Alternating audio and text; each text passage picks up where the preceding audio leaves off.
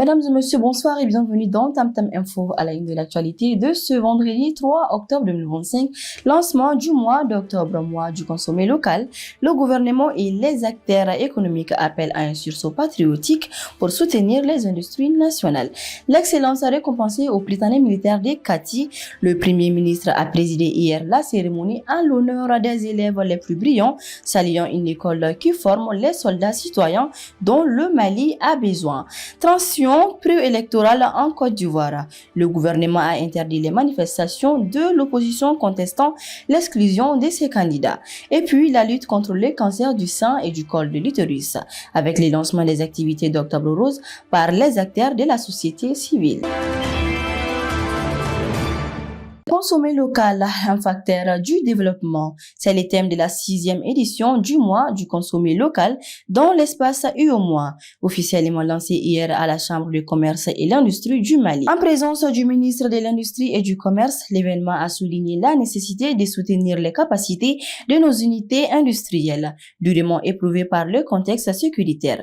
Pour le ministre, consommer malien est le salut de l'économie, un acte patriotique qui permet de créer des emplois et d'améliorer la balance commerciale. Un appel est donc lancé à tous les Maliens pour privilégier les produits de notre terroir. L'excellence, c'est aussi ce qui a été célébré hier au Prytanée militaire de Kati lors de la 21e édition de sa journée de l'excellence. La cérémonie était présidée par le Premier ministre, le général de division Abdoulaye Maïga. L'occasion de récompenser les élèves les plus brillants et de saluer les résultats exceptionnels de l'établissement.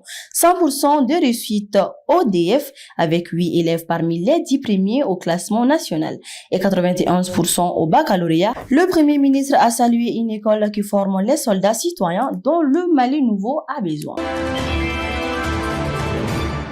Pendant ce temps, la tension politique monte chez notre voisin ivoirien.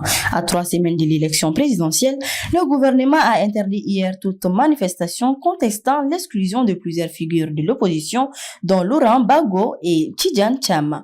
L'opposition, qui avait appelé à une marche ce samedi, dénonce une décision liberticide dans un climat préélectoral déjà tendu. En ce début du mois d'octobre, la mobilisation s'organise pour une grande cause de santé publique. L'association Solidaris 223 et ses partenaires ont lancé les activités d'Octobre Rose lors d'une conférence ce mercredi sur le rôle de la société civile dans la lutte contre le cancer du sein et du col de l'utérus.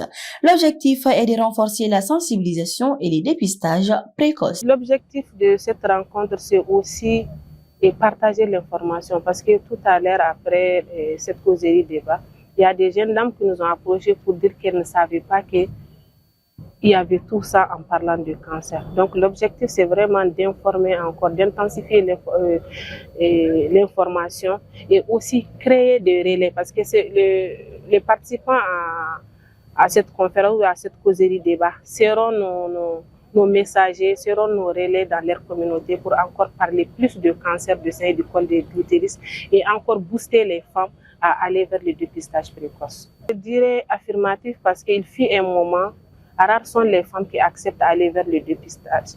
Et depuis qu'on a commencé les sensibilisations à travers les réseaux sociaux et à travers des cadres de ce genre, elles sont nombreuses ces dames qui viennent vers nous pour nous demander, pour qu'on les oriente pour aller vers les centres de dépistage. Donc je pense que c'est des cadres qui favorisent vraiment la sensibilisation et aussi le dépistage. Enfin, nous revenons sur la rentrée scolaire avec des nouvelles rassurantes. Après le lancement national ce mercredi, le coup de gong a aussi été donné dans le cercle de Gourmand Raous. La rentrée s'y est déroulée paisiblement et sans perturbation, un symbole fort du bon fonctionnement des services de l'État sur l'ensemble du territoire. Et avant de nous quitter, un coup d'œil rapide sur la météo de la semaine à venir. À Bamako, la chaleur restera bien présente avec des températures autour de 34 degrés. Le soleil dominera, mais attention à quelques orages isolés en fin de journée. Dans la région de Tombouctou, le temps sera globalement sec et chaud avec un ciel souvent voilé et très peu de pluie attendue. À Mopti, le temps restera variable avec un risque d'averses et d'orages localisés, surtout en milieu de semaine. Enfin, à Sikasso, le ciel sera plus nuageux avec des pluies passagères plus fréquentes dans une atmosphère chaude et humide. En résumé, une semaine chaude sur l'ensemble du pays, marquée par des orages isolés au sud et au centre, tandis que le nord restera plus sec. C'est la fin de cette édition. Merci de votre fidélité sur Tamtam TV. En ce début du mois du consommé local, nous terminons ce journal avec cette philosophie du capitaine Thomas Sankara qui n'a jamais été aussi pertinente. Produisons ce que nous consommons et consommons ce que nous produisons. Au nom de toute la rédaction, nous vous souhaitons une excellente soirée et un très bon week-end.